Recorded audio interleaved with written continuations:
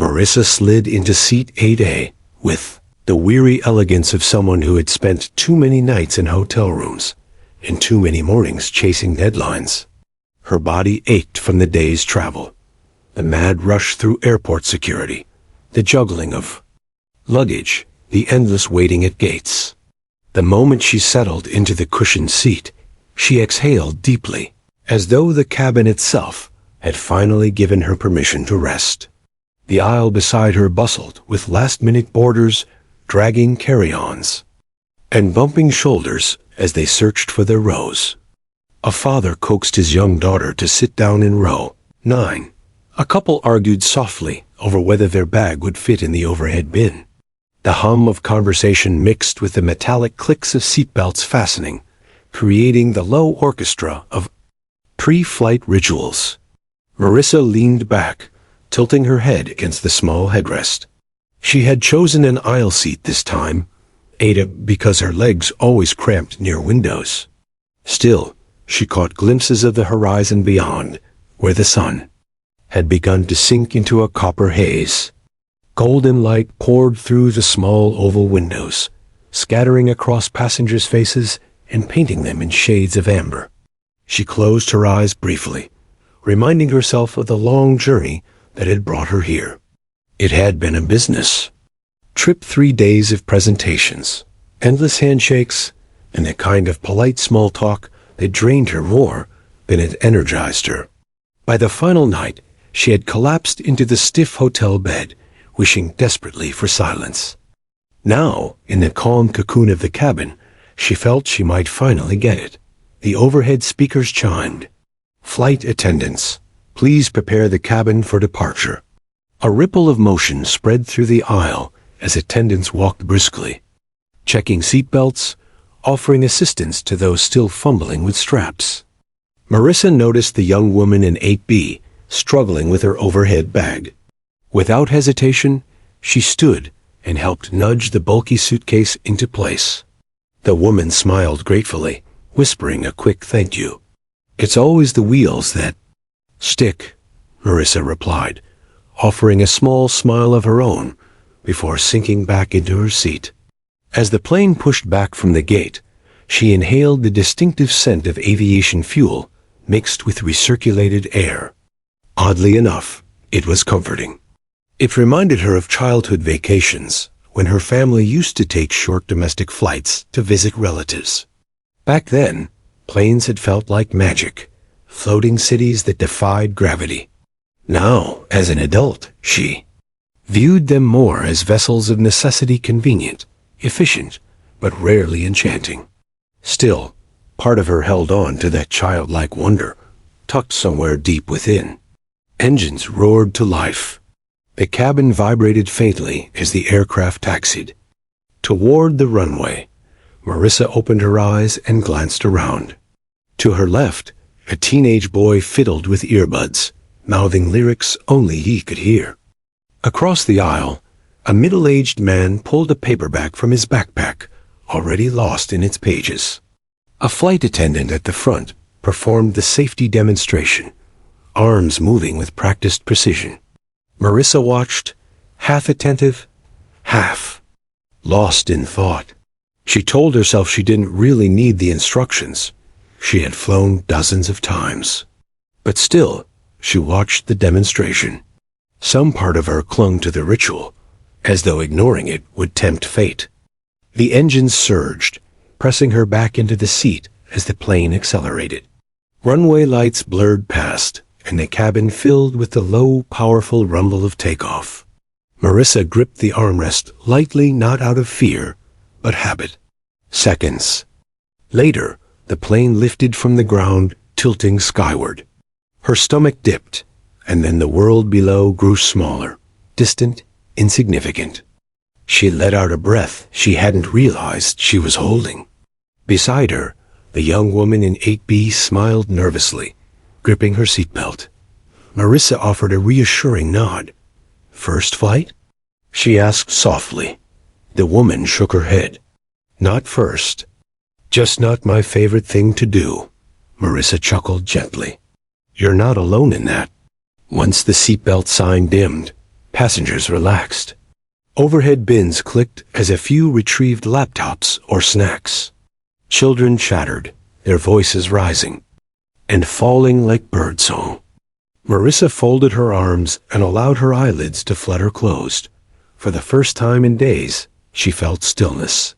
The cabin settled into its rhythm. The soft clink of ice cubes in plastic cups marked the beverage service as flight attendants glided down the aisles. Marissa ordered only water, sipping it slowly as she leaned back. She let her thoughts wander. The relief of going home, the cozy familiarity of her apartment, the little rituals that grounded her after long trips. Her phone, now tucked into airplane mode, lay silent in the seat pocket. No buzzing emails, no urgent calls, no reminders of unfinished tasks. Just silence and unusual luxury. Outside the window, clouds spread like a vast ocean, painted with streaks of pink and orange from the setting sun. For a fleeting moment, Marissa felt suspended between two worlds, the busy one she had left behind and the calm one she was heading toward. It struck her how ordinary everything seemed. People napped with travel pillows. A man watched a movie on his tablet. A child drew with crayons on the tray table. The cabin was filled with the everyday normalcy of modern air travel, the illusion that nothing could possibly disturb this floating sanctuary. Marissa shifted in her seat, pulling the thin airline blanket over her lap. She closed her eyes, drifting in and out of shallow sleep. Memories from the trip replayed faintly: conference rooms, city lights, a glass of wine at the hotel bar. Then they dissolved, replaced by the steady hum of engines. She thought of her mother's voice message waiting on her phone, promising her favorite dinner upon arrival. She thought of her neighbor, who had watered her plants while she was away. Small, ordinary details, grounding her to life beyond the cabin walls. Yet beneath the calm, there was something else. A quiet awareness she couldn't quite place. Perhaps it was the way the engines seemed louder tonight, or how the turbulence earlier had come quicker than expected. Maybe it was nothing. Maybe it was everything. For now, though, Marissa surrendered to the moment. The seat cradled her body, the hum of flight wrapped her in a lullaby, and the golden glow of sunset bathed the cabin in warmth. She let herself believe, if only for a little while, that she was safe, that the journey ahead would remain as calm as this. But somewhere in the distance, beyond the horizon her eyes couldn't see, fate was already moving, quietly waiting for its turn to speak. Marissa's eyes fluttered open as a sudden tremor ran through the cabin. At first, it was subtle, a faint shiver that rippled across the metal body of the aircraft. She assumed she had imagined it, the way one sometimes feels a phantom shake when drifting half asleep. But then it came again, sharper, undeniable. The water cup on her tray table quivered, rippling as though touched by an invisible hand. Passengers stirred around her. A few glanced up, brows furrowed, but most shrugged it off. Turbulence was normal, part of the script of air travel. The engines continued their steady hum, reassuringly strong, and the fastened seatbelt sign remained unlit. Marissa shifted in her seat, adjusting the blanket draped across her lap. She told herself not to overthink it. She had experienced turbulence before. Planes were designed to handle it. Pilots trained for it. And yet, something about the timing unsettled her. They had only been airborne for less than an hour. Normally, turbulence came later, above mountains or storm clouds. Not here. Not now. The young woman in 8B looked at her nervously. "Was that?" she began. "Just a bump," Marissa said quickly, offering a practiced smile. She wasn't sure if she was reassuring her neighbor or herself. The seatbelt sign chimed overhead. Ding. A small gesture, but one that shifted the cabin's mood. Passengers sighed, pulling belts snug across their laps. The flight attendants, midway through collecting empty cups, steadied themselves against seats, and continued working with polite efficiency. Their calmness should have soothed the passengers. It almost did. Almost. Another jolt hit, stronger this time, rattling the overhead bins with a hollow thud. Someone gasped audibly. A baby began crying in the back rows. The plane dipped ever so slightly before leveling again. Marissa's pulse quickened. She clenched the armrest, fingertips tingling. Her logical mind whispered that turbulence was like bumps in a road. Still, her body betrayed her, tightening in instinctive fear. She hated how vulnerable flying made her feel strapped in. No control, trusting strangers she would never meet again. The intercom crackled to life. A smooth, professional voice spoke. "Ladies and gentlemen, the captain has turned on the fasten seatbelt sign. Please remain seated with your belts securely fastened until further notice. Flight attendants, please suspend service." Marissa exhaled. The announcement was routine, but it confirmed her unease. This wasn't the kind of turbulence they could casually work through. Across the aisle, the man with the paperback closed his book, sliding it into the seat pocket. He crossed his arms and shut his eyes, though his foot tapped rapidly against the floor. A teenage boy with earbuds yanked them out, glancing anxiously at the ceiling lights, as though they might reveal answers. The father in row 9 pulled his daughter close, whispering something that made her giggle, despite the sudden jolt of the aircraft.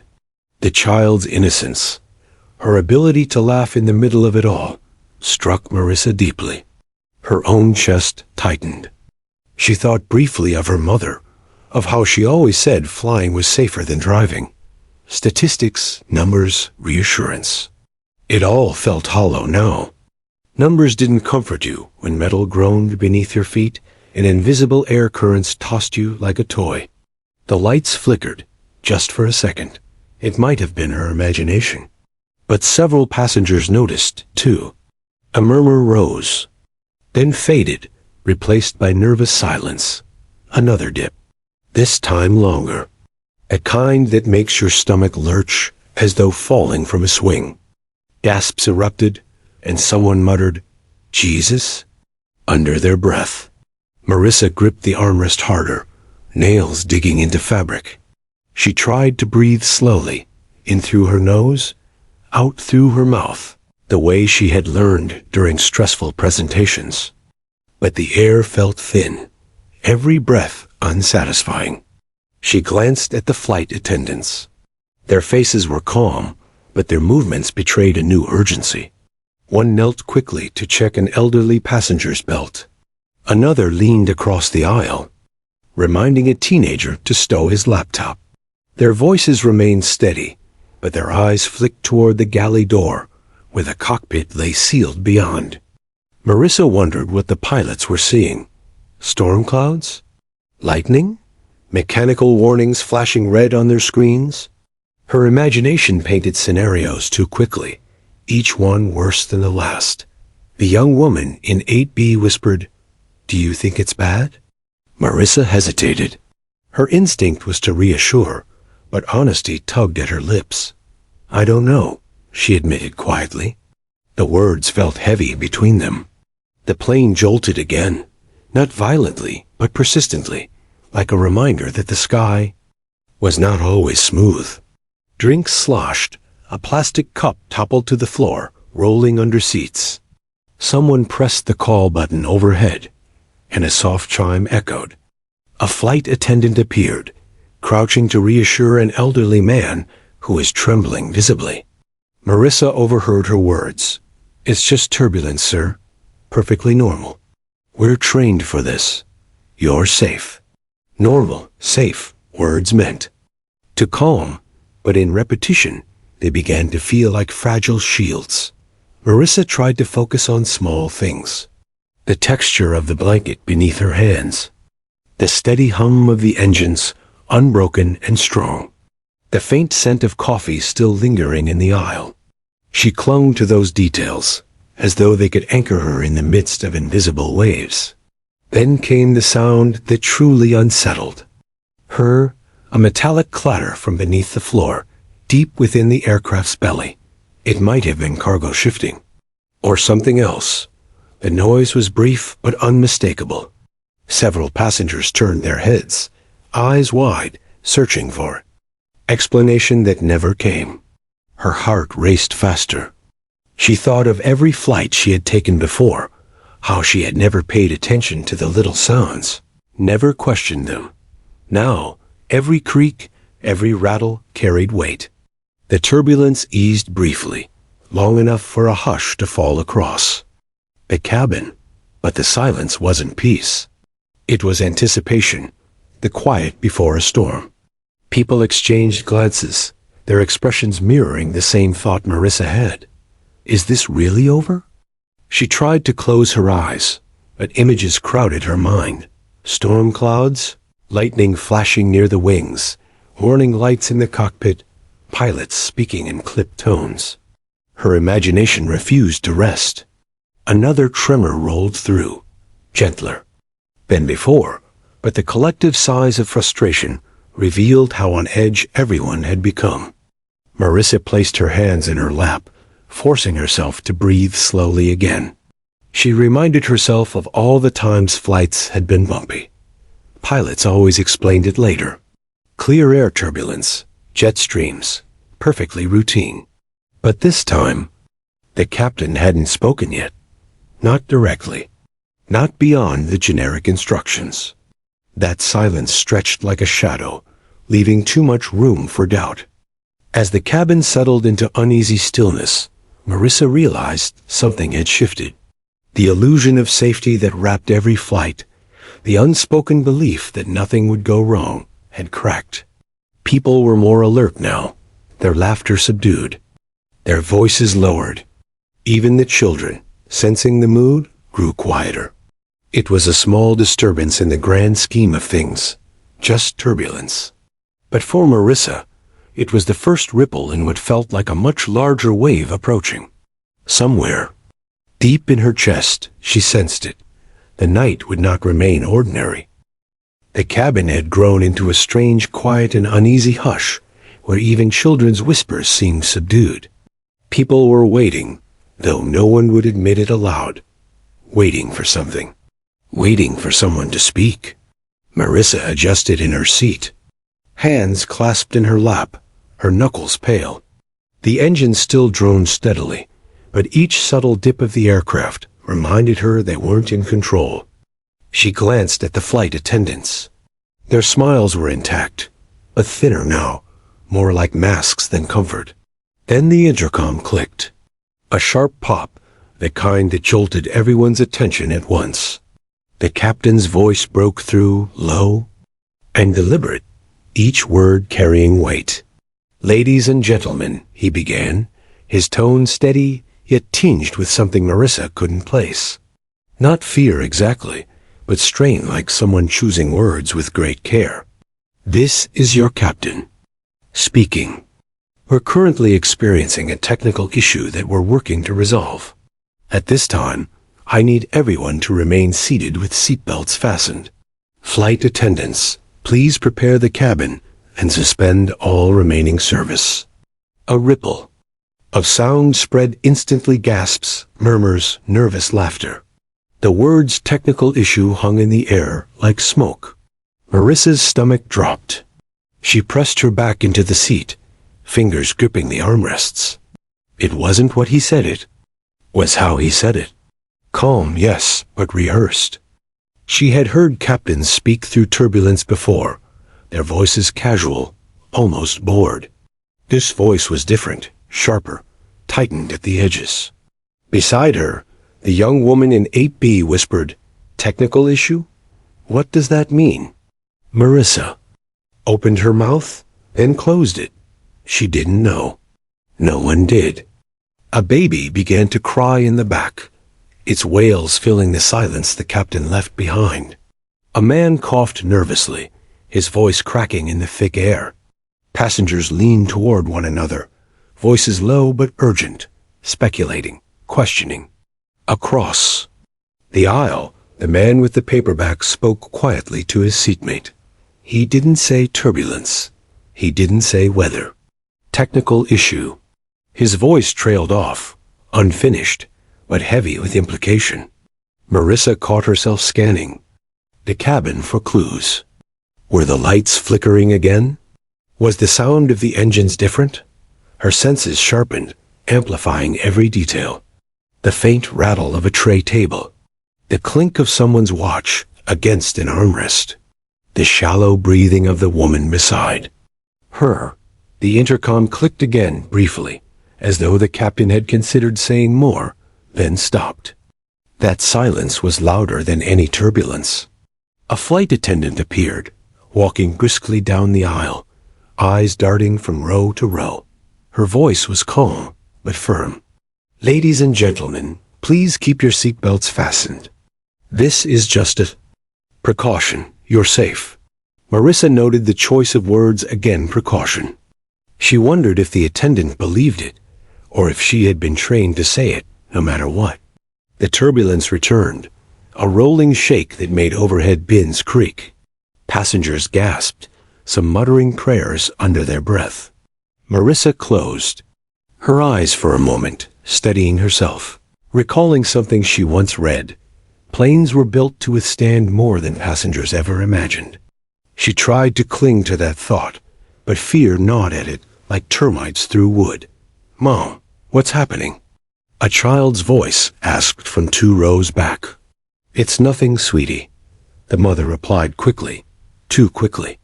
Her voice cracked, just bumps. But even children could feel the tension.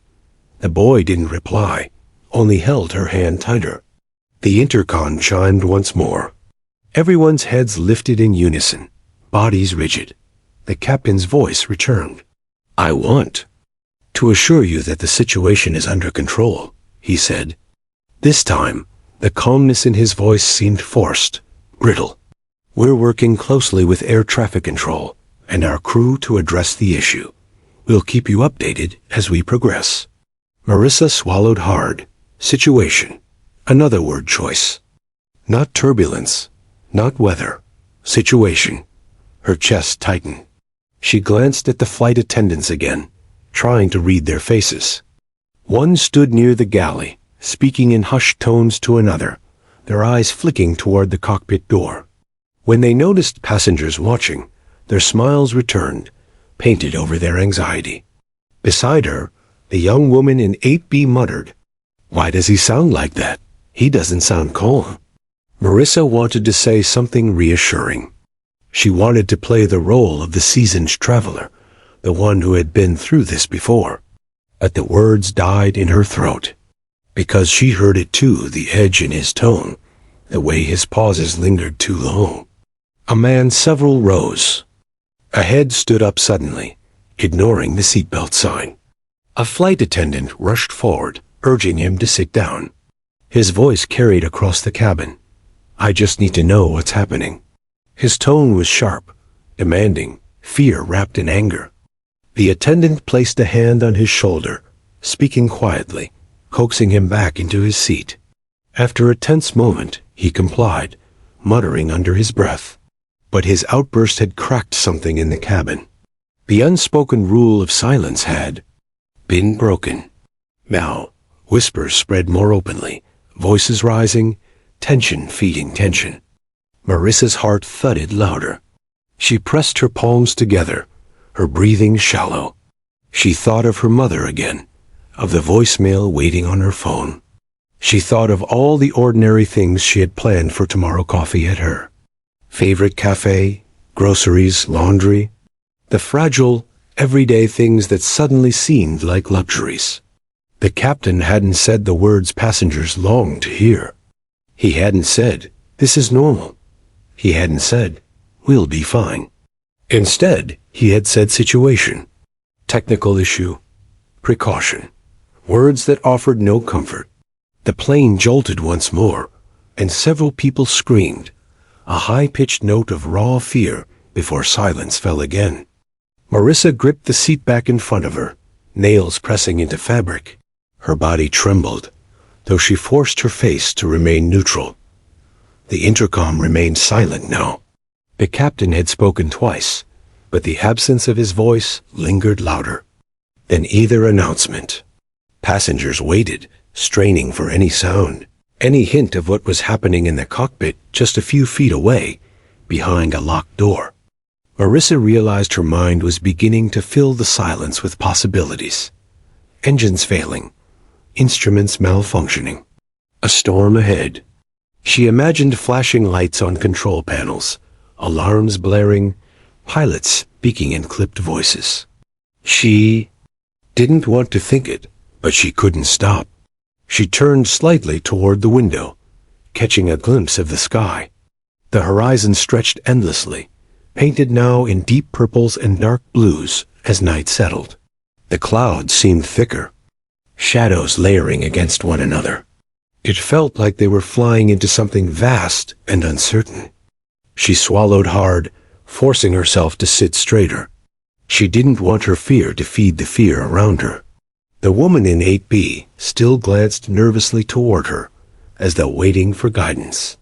Marissa offered a thin smile.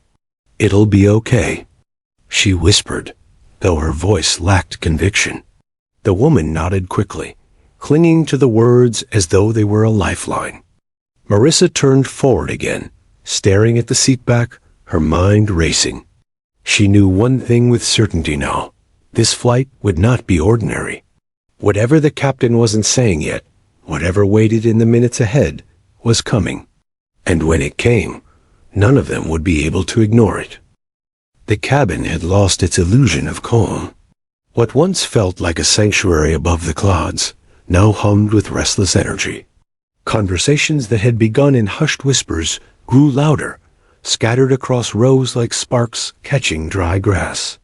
Marissa sat rigidly in seat 8A, her hands folded tightly in her lap. The captain's words echoed in her mind, circling like birds of prey. Technical issue, situation, precaution. She tried to dissect the phrases, to find reassurance between the syllables, but they refused to settle into anything comforting. The young woman beside her, she had introduced herself earlier as Emily, fidgeted constantly now. She twisted, the edge of her sweater in nervous spirals, her knee bouncing.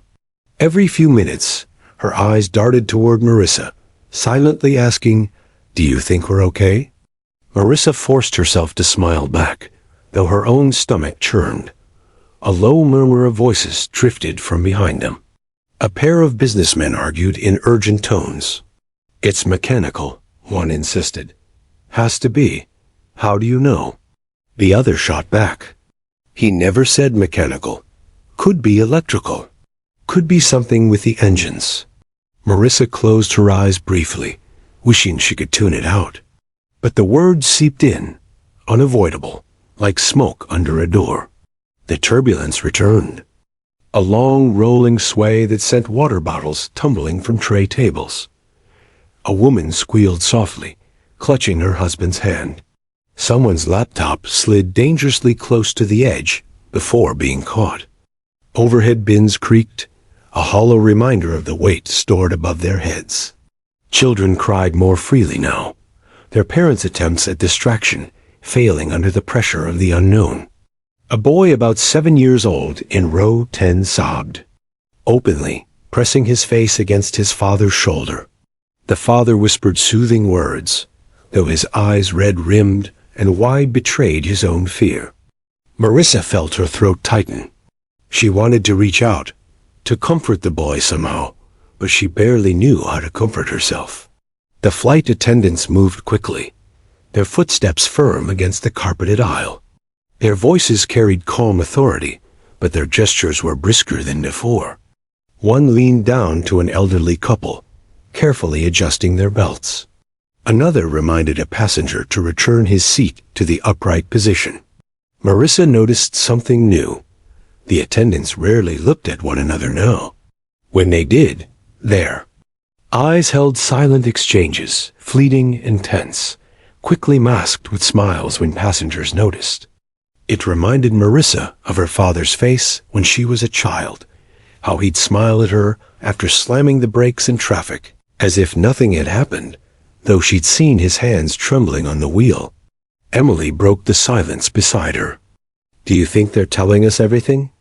Marissa hesitated, honesty warred with compassion. She wanted to say yes, of course, but the weight in her chest pressed harder. She settled for, "They'll tell us what we need to know." Emily's lips trembled as she nodded. The answer hadn't reassured her, but it was something to cling to. Across the aisle, the man with the paperback, who had once looked so calm, was now pacing within the tight confines of his seat. His fingers tapped against his thighs, as though drumming out his nerves. Finally, he muttered loudly enough for others to hear, "They should just tell us what's wrong. We have a right to know." Several passengers murmured in agreement. A woman leaned forward, calling toward the nearest attendant. "Excuse me, what's happening up there?" "We heard the captain, but we need details." The attendant crouched slightly, voice low, soothing. "Ma'am, I understand your concern. We're monitoring the situation carefully. Everything is under control." But the word control only seemed to inflame doubts. A man further back barked. "That's what they always say. Control, precaution. Why don't they say what it actually is?" The cabin's energy shifted again, no longer quiet fear, but simmering agitation. People leaned into the aisle, trading speculations like gossip. Each theory sounded worse than the last. Marissa's chest thudded. She knew the spiral well, how fear bred rumors, and rumors bred panic. It was the same in offices during corporate crises, the same in cities during power outages.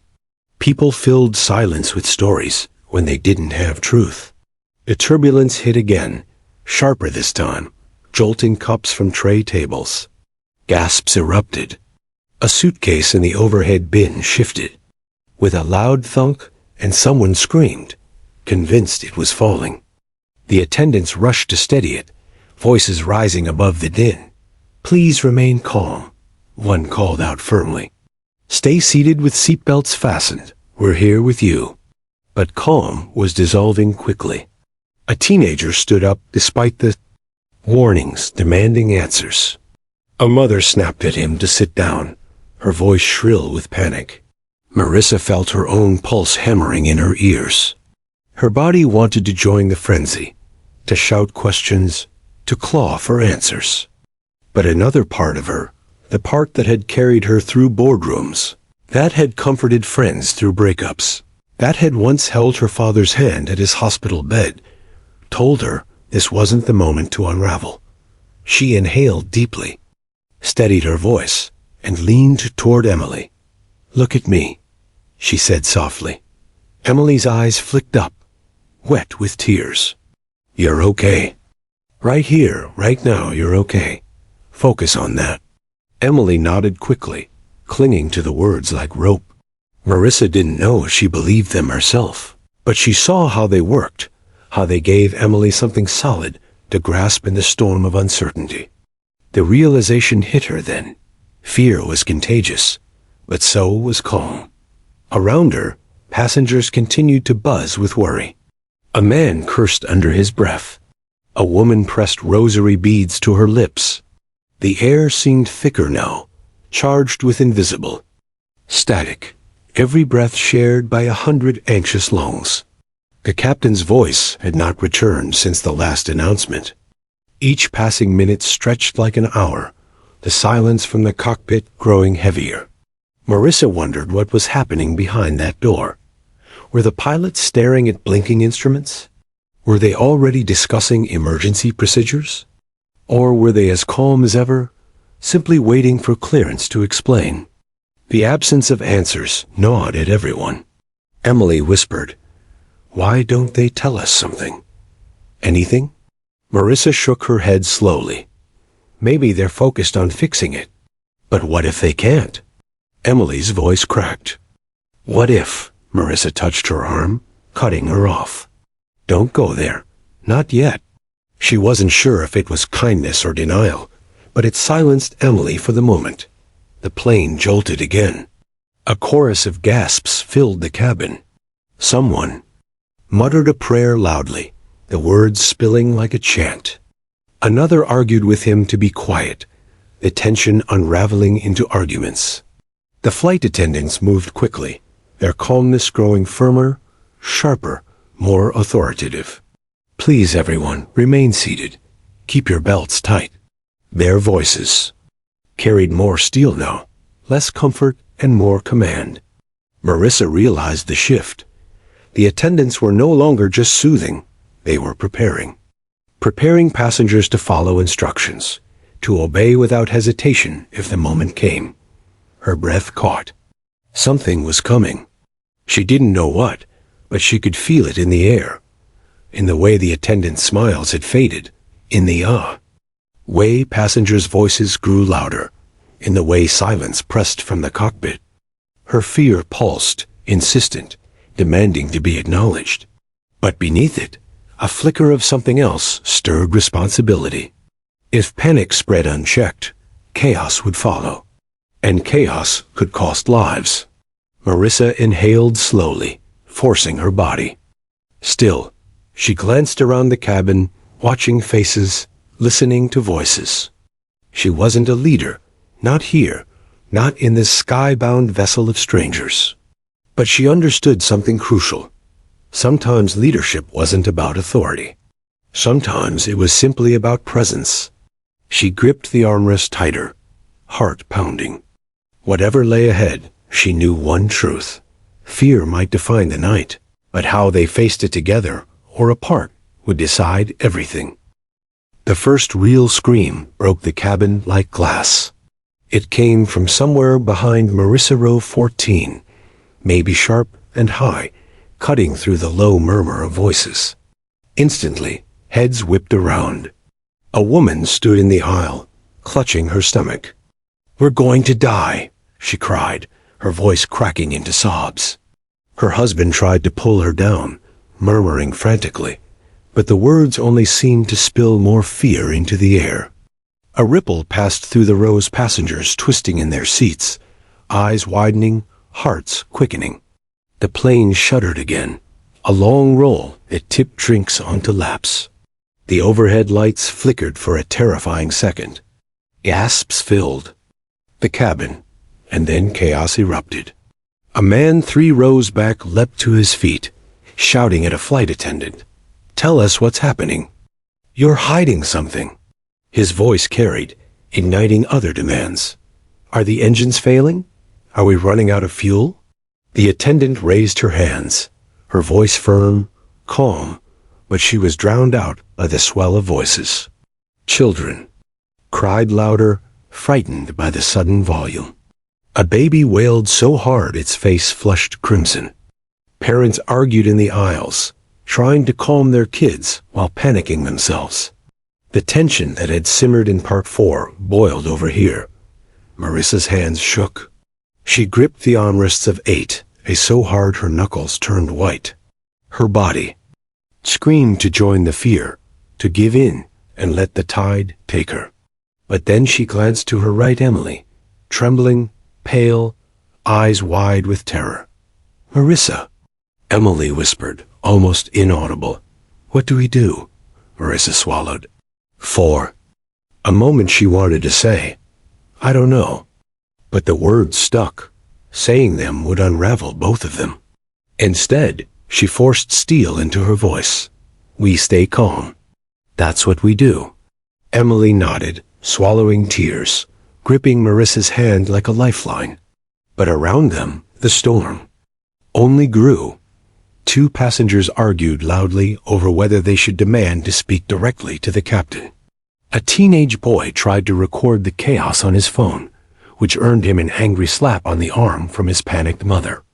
Another woman pressed her face into her hands, sobbing uncontrollably, rocking back and forth. Then turbulence struck again, sudden, sharp, the kind that made stomachs drop. The cabin tilted and a bag slipped free from an overhead bin, crashing into the aisle. Someone shrieked. People ducked instinctively. The plane leveled again, but the damage was done. The thin line between control and chaos snapped. Passengers surged up, ignoring instructions to stay seated. Some reached for their bags overhead, as if luggage could protect them. Others crowded the aisles, blocking attendants from moving. The aisle became a river of frantic motion. One attendant, her name tag read S. Miller, clapped her hands loudly. "Sit down, all of you, now." Her voice was no longer soft reassurance. It cracked like a whip, raw authority cutting through. For a moment, the chaos paused. People hesitated. Then a man shouted back, "Why should we? You're not telling us anything." The shouting match only inflamed others. Fear, Marissa realized, had shifted into anger. Anger was louder. Anger was contagious. Her heart pounded so hard it hurt. She glanced around at Emily, at the terrified boy 2 rows back, still clinging to his father, at the woman sobbing into her hands. She thought of the ripple effect, how one scream had lit this fire, and how one voice steady, clear might douse it. Her body shook with adrenaline, but she rose slightly in her seat, just enough to be heard. "Everyone stop," she shouted, surprising even herself. Her voice rang across the row, sharp and urgent. Heads turned. The silence wasn't total, but it was enough to let her words carry. "Panicking isn't going to help us. Do you want to make this worse? Do you want people trampled in the aisles while we're in the air?" A few people froze mid-motion. Others stared at her, startled, as if remembering she existed. She pressed on, forcing her voice steady. "A captain said they're handling it. The attendants need space to do their jobs. If we lose control, in here we make it harder for them, and for us." Her chest heaved, her throat raw, but she saw the effect ripple outward. Some passengers sat back down, shame flickering on their faces. The boy in row 10 peeked out from his father's shoulder, watching her like she was a lighthouse. But not everyone was swayed. The man who had shouted before sneered. "You don't know anything. You're just another passenger." Marissa met his glare. Inside, she was trembling, but she forced her chin high. "You're right. I don't. No, but I know this chaos won't fix a plane. Fear won't keep it in the air. So unless you've got a pilot's license and a wrench in your pocket, sit down and let them work." The man's mouth opened, then shut. He sank into his seat, muttering, but quieter now. Around them, the chaos slowly ebbed. Not vanished fear. Still clung heavy. Breath still came fast, but dulled, like a storm losing momentum. Marissa collapsed back into 8A, her body trembling, her pulse racing so fast she thought she might faint. Emily stared at her, wide-eyed. "How did you—" "I don't know," Marissa admitted softly. Her whole body buzzed with adrenaline. She had no idea where the words had come from. The attendant seized the moment. S. Miller's voice cut firmly. "Everyone remain in your seats. Seatbelts fastened. This is not optional." Her tone was iron now, leaving no room for argument. Passengers obeyed this time, chastened, some embarrassed. The aisles cleared slowly, reluctantly. For the first time in what felt like hours, the cabin grew quieter. Not peaceful, but manageable. Marissa exhaled shakily, her hands trembling. In her lap. She'd spoken out of desperation, but it had worked, at least for now. She glanced toward Emily, who squeezed her hand in silent gratitude. But deep inside, Marissa knew this was only a pause. The true challenge hadn't come yet. The captain's silence loomed heavier than ever, and the faint tremors of turbulence reminded them all of the thin metal shell carrying them through the sky. She thought of her father again, of his trembling hands on the wheel, of the way he'd smiled for her sake. Maybe that was what she'd just done, smiled through the fear, long enough to steady others.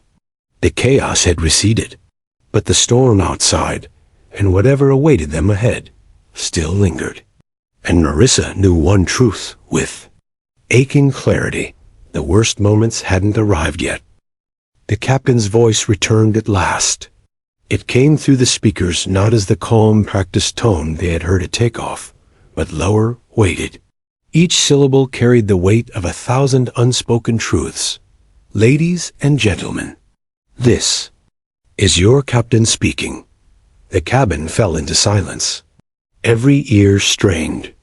Even the crying children hushed, as if they too sensed the gravity. "We've been monitoring a technical issue with the aircraft," he continued, steady but grave. "We've done everything possible to resolve it in the air. However, given the nature of the problem, we are preparing for a precautionary emergency landing." Gasps spread like sparks on dry grass. A woman in the back whispered, "Oh God." The captain pressed on. "The aircraft remains stable, and our crew is trained for this, but we will need everyone's full cooperation. Stay seated, listen carefully to the instructions from our flight attendants, and remain calm. Together, we can make this safe." The intercom clicked off. For a heartbeat, the silence was almost worse than chaos. A suspended breath. Then voices rose, frantic questions, muffled sobs. The earlier panic threatened to reignite, but it wasn't wild like before. It was sharper. Now, more focused. Fear had shifted from vague unknown to concrete dread. Marissa's stomach clenched. Her pulse thudded in her throat.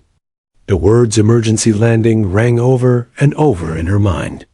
She glanced at Emily, whose lips trembled as she whispered, Is this how it ends?" Marissa's instinct screamed to answer with honesty, to admit she was terrified too. But instead, she reached across the armrest and gripped Emily's hand tight. "No, it's not the end. Not if we do what we're told. We'll get through this." Her voice cracked slightly, but she forced conviction into it. The attendants moved swiftly now, their composure sharpened into command. "Ladies and gentlemen, please pay attention," as Miller said firmly. "We will demonstrate the brace. Position. Watch closely. You will need to adopt this during landing." Passengers leaned forward reluctantly. The attendants demonstrated hands overhead, head down against the seat in front, feet braced firmly on the floor. They repeated the instructions, walking row by row, correcting posture. Marissa tried to follow, but Emily's shaking distracted her. The younger woman fumbled, her body rigid with fear. Marissa leaned in. "Here, put your hands like this." She gently repositioned Emily's arms, pressing them over her head. "Now lean forward. Yes, like that." Emily nodded, tears brimming, and managed to hold the posture.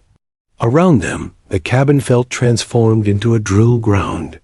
Fear was still heavy, but it had purpose now. People listened. Some wept quietly, while trying to follow instructions. Parents practiced the brace position with children, whispering reassurances even as their own faces betrayed terror. Marissa noticed the boy from row 10 again. He was pale, clutching his father's sleeve. The man tried to guide him into the brace, but the boy shook his head violently, panicked. I can't breathe like that." The father, frazzled, raised his voice. "Just do it, Adam. We don't have a choice." The boy started crying, his sobs high-pitched, drawing nervous glances from other passengers.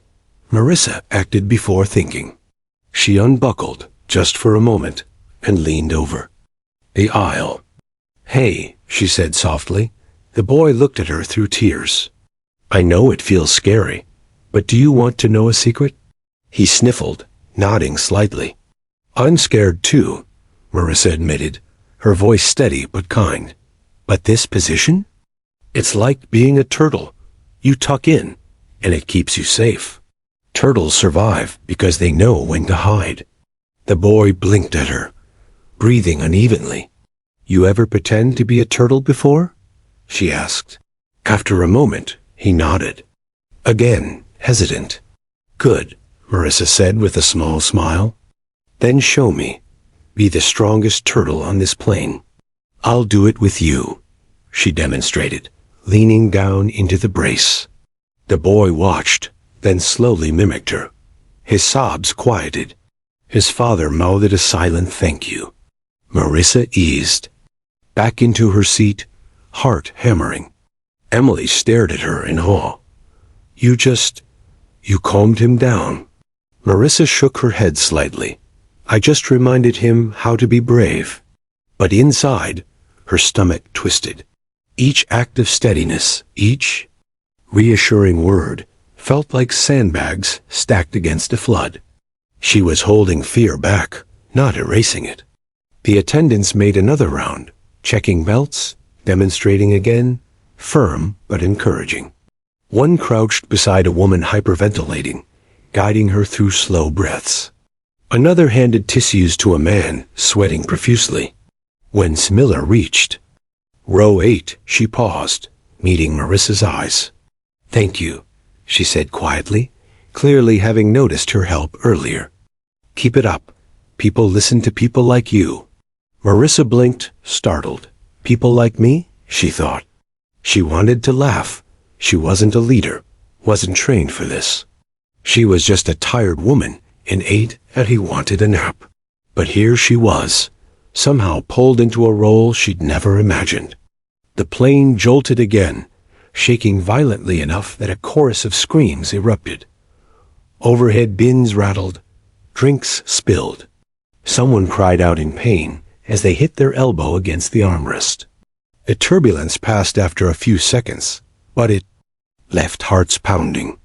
The captain's voice returned, steady but brisk. We've been cleared to attempt our emergency landing shortly. Flight attendants, begin final preparations.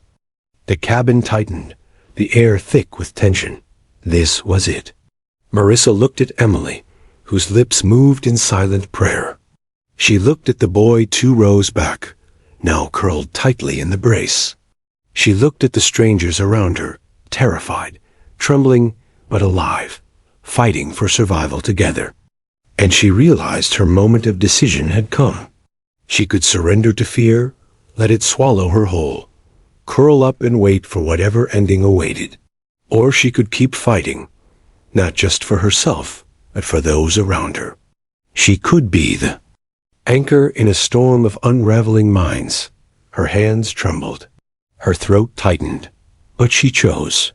She leaned toward Emily, her voice low but firm. Listen to me. No matter what happens in the next few minutes, you stay in that brace position. Don't lift your head. Don't panic. Just hold. Promise me. Emily's eyes glistened. I promise. Marissa turned slightly in her seat, catching the eyes of the passengers behind her.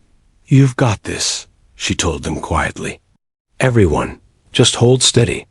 We'll get through this if we do what we're told. A few nodded. One woman mouthed thank you. Marissa settled into the brace position herself, pressing her forehead against the seat in front of her, hands locked over her head. Her heart thundered so violently, she could hear it in her ears. Every nerve screamed, but she had made her choice. Not to surrender. To fight not with force, but with calm, with courage. The plane banked slightly, beginning its descent. The engines roared louder. The attendants' voices called final commands. Brace! Brace! And Marissa, trembling, terrified, yet resolute, braced herself for whatever came next. The cabin was no longer just a cabin. It was a held breath. Every soul on board seemed to fuse into one collective heartbeat, thudding in anticipation of what was coming. Brace! Brace! Brace! The attendants shouted, their voices sharp, commanding. Marissa pressed her forehead into the fabric of the seat ahead, her arms tight over her skull. She squeezed her eyes shut. She felt Emily trembling beside her, but the younger woman kept her posture, clinging to Marissa's earlier instructions. The engines thundered with a deeper growl, straining under descent. The nose of the aircraft tilted slightly downward. Gravity pressed heavier against their bodies. The cabin vibrated. Overhead bins rattled as though unseen fists pounded at them. A loose water bottle clattered across the floor. Marissa focused on her breathing. In, out, in, out. But her chest felt like it was being crushed under invisible weight. Every instinct screamed to lift her head, to look, to see what was happening, but she forced herself to stay locked in position. A child wailed 3 rows back. Another voice whispered frantically, "Please, God. Please, God. Please." The murmurs of prayer blended with the mechanical roar. The plane jolted.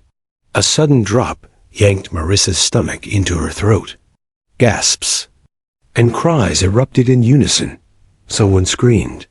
The seatbelt bit into her hips, as if to remind her it was the only tether between her and chaos. She clenched her fists. Hold steady. Don't lose it now. The descent continued, relentless. The ground was rushing toward them unseen, but its presence was felt an invisible force, pulling them down faster, harder. Another jolt, this one sharper. The plane lurched sideways, briefly before stabilizing. The cry of metal echoed faintly through the fuselage. Emily whimpered. "I can't." "You can," Marissa cut in, her voice muffled against the seat. "But firm. You will. Stay down." She felt Emily nod, trembling violently, but obeying. The attendants' voices cut through again, louder, overlapping. "Stay down. Stay down." The air pressure shifted abruptly. Marissa's ears popped, her skull aching from the force. The smell of overheated metal and faint burned plastic seeped into the cabin, prickling her nose. Then came the runway. The impact slammed into them like a fist. The plane struck asphalt with a deafening boom. The cabin lurched violently forward. Passengers screamed. The sound of rubber screaming against the tarmac filled the air. Marissa's body jolted against the restraints, her head pressing harder into the seat ahead. Pain shot through her neck, but she held her position. The plane bounced, lifted briefly, then slammed down again harder. Overhead compartments burst open, bags raining into the aisle. A laptop clattered inches away from her foot. Another slam. Sparks flashed outside the small cabin windows, illuminating the walls in eerie streaks of light. The smell of burning rubber thickened. The roar was relentless engines howling, wheels grinding, metal shrieking. The sound swallowed everything, making thoughts impossible. Marissa clenched her jaw, biting down so hard it hurt. Her entire body felt like it was vibrating apart. The aircraft tilted slightly left. A harsh screech followed something scraping brutally against asphalt. Gasps turned into shrill cries. Someone shouted, "It's tipping!" Marissa's heart pounded against her ribs. No, stay upright. Please." The plane wobbled but stabilized, its wheels hammering the ground. The fuselage rattled like bones in a drum. Seconds stretched into eternities. Finally, after what felt like endless punishment, the engines roared one last time before cutting down. The shriek of rubber softened, then turned into a long groaning drag. The momentum slowed. The plane was still. For a moment, no one moved. No one breathed. The silence was louder than the crash had been. Then the cabin erupted. Crying, sobbing, shouts of relief. Someone clapped hysterically. Another screamed for help. Marissa lifted her head slowly, every muscle trembling. Her ears rang. The world swayed as though gravity itself was unsure. Emily gasped beside her, clutching her chest. We made it." Marissa nodded weakly, her throat dry, unable to form words. She looked around. Faces were pale, tear-streaked, stunned. Some passengers hugged each other fiercely, desperate to feel flesh and bone alive. The boy 2 rows back wailed into his father's arms. His father kissed his forehead over and over, whispering, "You're safe. You're safe." The attendants Voices rose again, but calmer this time, though still sharp. Everyone remained seated. Await instructions. Do not remove seatbelts until directed. Marissa obeyed, hands trembling as she touched her belt buckle, but kept it latched. Her body felt heavy, as though the landing had pressed years into her bones. She exhaled slowly, realizing she had been holding her breath. Tears blurred her vision before she even noticed them forming. She wiped them quickly, embarrassed despite the chaos. Around her, people clung to religion, to family, to strangers. Emily grabbed Marissa's hand, squeezing it tight, her eyes wide with gratitude. You kept me together. I don't know how, but you did. Marissa shook her head. No, we did this. All of us. The intercom cracked again. The captain's voice carried through, exhausted but alive. Ladies and gentlemen, this is your captain. We have successfully landed. Emergency crews are on standby outside. Please remain calm as we prepare evacuation procedures. You've all been incredibly brave. The words successfully landed, hit like a wave. The cabin exhaled collectively, tears turning into laughter, prayers into cheers. Relief flooded the air so strongly it was almost tangible. But Marissa knew they weren't done. Not yet. She turned her gaze to the nearest window.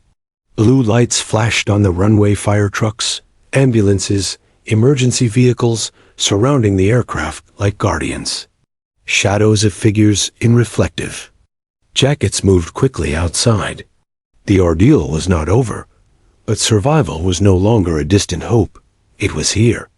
Marissa pressed her forehead briefly against the cool seatback, letting the cold fabric ground her spinning thoughts. She thought of her parents, her friends, the ordinary life she had left behind when she boarded this flight. And for the first time in hours, she allowed herself a whisper of belief. I'm going to see them again. The cabin remained still, humming with the strange quiet that follows a storm. Marissa sat frozen in seat 8A, her chest rising and falling with shallow breaths. The adrenaline hadn't yet faded. It clung to her bloodstream like fire. Around her, passengers whispered, cried, or laughed nervously. The air smelled of burnt rubber and fear, mingling with the faint sweetness of spilled soda from an overturned cup. The captain's voice returned through the intercom, steadier now, but tinged with exhaustion. Ladies and gentlemen, we've made an emergency landing. Please stay seated as crews outside approach. We will begin evacuation shortly. You are safe. Safe. The word felt surreal, almost too heavy to believe. Marissa repeated it in her head, letting it settle like an anchor. Safe. She unclenched her hands and noticed the half-moons. Her nails had carved into her palms. Her arms ached from bracing. Her neck throbbed from impact. Still, she was intact, breathing, alive. Beside her, Emily sobbed openly, covering her face. Then she reached for Marissa, hugging her tightly. We made it. Oh God, we made it. Marissa held her, realizing how strangers could become companions in the crucible of fear. Emily's tears dampened her sleeve, but she didn't mind. Connection mattered more than fabric. The attendants moved briskly down the aisle, checking for injuries. Their professional calm impressed Marissa. Faces pale, uniforms wrinkled, they still spoke with composed urgency. Stay seated, belts on. Wait for our signal. One leaned toward an elderly man across the aisle, asking gently, Sir, are you all right? He nodded weakly, tears streaming, gripping his cane like it tethered him to reality. Marissa watched, admiration swelling. These people hadn't panicked. They had led them through terror. Minutes stretched like hours. Blue and red emergency lights strobed through the windows, painting the cabin in hues of rescue.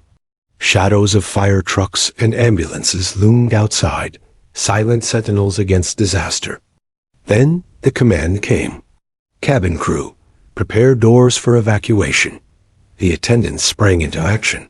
Metal clanks, sharp clicks, a hiss of pressure as doors unsealed. Cool night air rushed inside, sweeping away the staleness. Passengers gasped at the sudden freshness, as though it were the very taste of survival. Leave belongings. Follow the lights. Move quickly, but calmly, the attendants barked. A first slide deployed with a loud whoosh. Gasps filled the air again, not from fear this time, but from disbelief that the escape route was real. Marissa unbuckled her seatbelt. Her hands shook so much she fumbled the clasp before it released. Standing felt strange. Her legs trembled under the weight of adrenaline. She joined the flow of passengers shuffling toward the nearest exit. Emily clung close behind, her hand still gripping Marissa's arm like an anchor. As they neared the door, Marissa glimpsed the inflated slide, glowing faintly under floodlights outside. Passengers slid down one after another, some screaming from nerves, others laughing with hysterical relief when they reached the ground. Emergency workers guided them away swiftly, waving arms and shouting directions. Her turn came. Marissa hesitated. For half a second, staring down the slope. The world tilted strangely, the lights, the runway, the rushing figures. Her body wavered. Go, go. An attendant urged, eyes locked on hers. Marissa gritted her teeth, grabbed the sides of the doorway, and launched herself forward. The slide carried her downward in a blur of speed. Air rushed past her ears.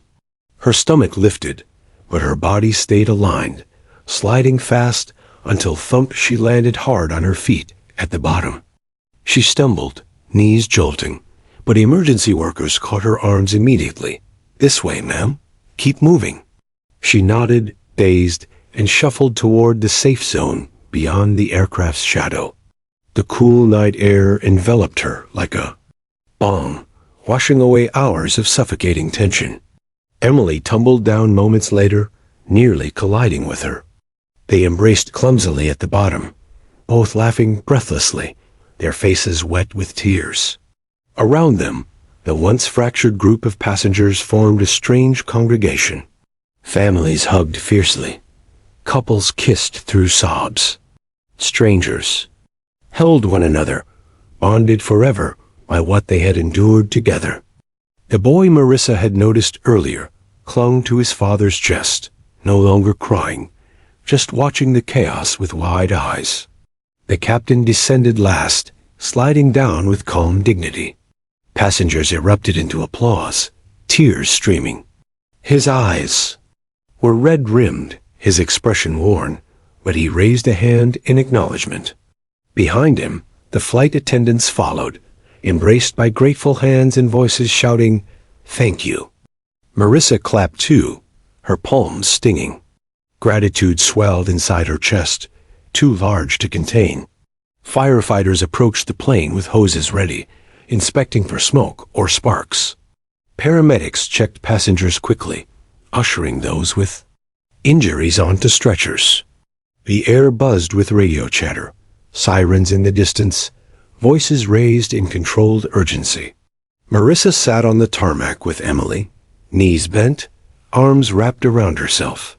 For the first time since boarding, she let the tears come freely. They poured down her cheeks, not of fear anymore, but of release. She tilted her head back and stared at the vast sky. Stars glittered above, distant and calm, untouched by the chaos below. It felt surreal that the universe had continued as normal while their world had almost ended. Her mind replayed everything with the jolt that woke her. The captain's voice, the bracing, the screech of wheels, a moment of silence after landing. Each detail etched itself into her memory, permanent reminders of fragility. Emily broke the quiet, her voice soft but steady. "I don't think I'll ever see life the same way again." Marissa nodded. wiping her cheeks. None of us will. She thought of her parents waiting at home, of calls unanswered, of the everyday moments she had taken for granted. She imagined walking through her front door, hugging them tightly, smelling coffee in the kitchen, feeling the ordinary miracle of being alive. The night air cooled her skin, grounding her. She whispered quietly, not to anyone in particular, "Thank you." A firefighter overheard, gave her a gentle smile, and replied, "You did good. You all did." Hours later, buses arrived to carry passengers to a nearby terminal. Marissa boarded slowly, her body aching, but her spirits strangely light. Inside, she sat near the window, watching the silhouette of the plane on the runway, surrounded by flashing lights. It looked both broken and magnificent, a survivor itself. Emily slid into the seat beside her, leaning her head against the glass. "Seat 8A, she murmured. "You'll never forget it." Marissa smiled faintly, though her lips trembled. "No, but maybe I don't want to, because 8A wasn't just a seat anymore. It was the place where she learned fear, courage, humanity, and the miracle of survival." When the bus pulled away, she kept her eyes on the plane until it disappeared into the darkness. Then she closed her eyes, not in exhaustion this time, but in gratitude. She knew tomorrow would arrive with headlines, interviews, questions. But tonight she had only one truth echoing in her chest. Life was fragile. Life was extraordinary. And every breath, no matter how ordinary, was a gift.